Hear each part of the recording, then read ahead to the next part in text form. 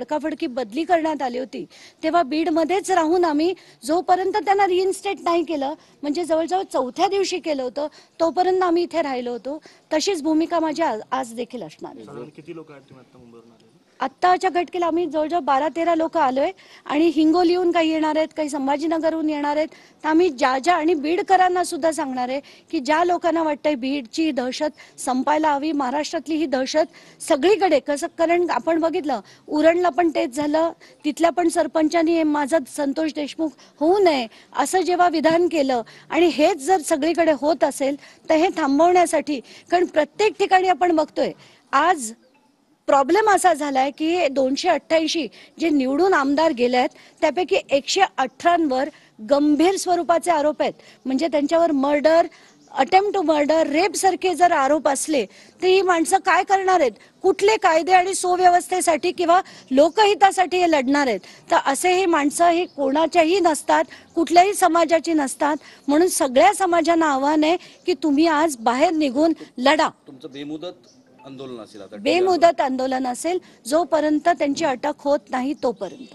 तुम्ही या प्रकरणात बीड जिल्ह्यातले सगळेच राजकारणी सारखे आहेत असा देखील आरोप केला, काय नेमका?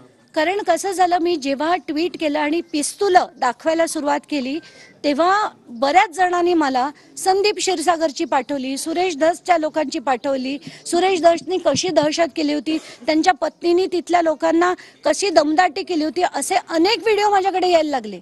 आणि ते बघून मला असं वाटलं हे लोक कशासाठी लढतायत. आणि 2012 मध्ये जेव्हा मी सुरेश धस यांच्या विरुद्ध लढत होते तेव्हा त्यांच्या आष्टीच्या फार्म हाऊसवर ते गावगुंड ठेवतात, चिकन खायला घालतात, दारू पाजतात, हे जेव्हा ऐकलं होतं, कारण हे 2012-13 बद्दल बोलतेय, तर कुठेतरी हे राजकीय लढा आहे का यांचा?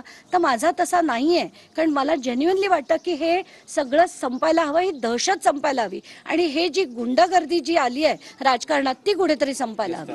हे आंदोलन आहे ते हे सर्व दहशत संपवण्यासाठी असणार आहे की नेमकी काय मागण्या आहेत? आमच्या मुख्य मागण्या दोन. एक, देशमुख कुटुंबाला न्याय देण्यासाठी वाल्मिक कराड यांची अटक आणि धनंजय मुंडे यांचा राजीनामा, हे दोनच मुद्दे घेऊन आम्ही बसलोय. जोपर्यंत हे होत नाही तोपर्यंत शहनिशा होणार नाही.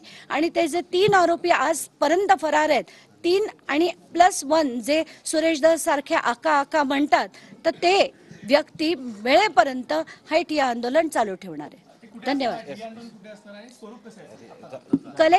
कलेक्टर ऑफिसच्या बाहेर आम्ही बसणार आहे, कारण कलेक्टर हा, जिल्हाधिकारी हा सुप्रीम अथॉरिटी एका जिल्ह्याचा असतो, त्याच्या समोरच तिथे आम्ही बसून हे आंदोलन करणार आहे. कारण SP ऑफिसकडे बसून आत्ता उपयोग नाही, कारण SP-कडनं हा तपास आता CID कडे दिलाय, त्यामुळे त्यांच्या ऑफिसच्या बाहेर बसून उपयोग नाही.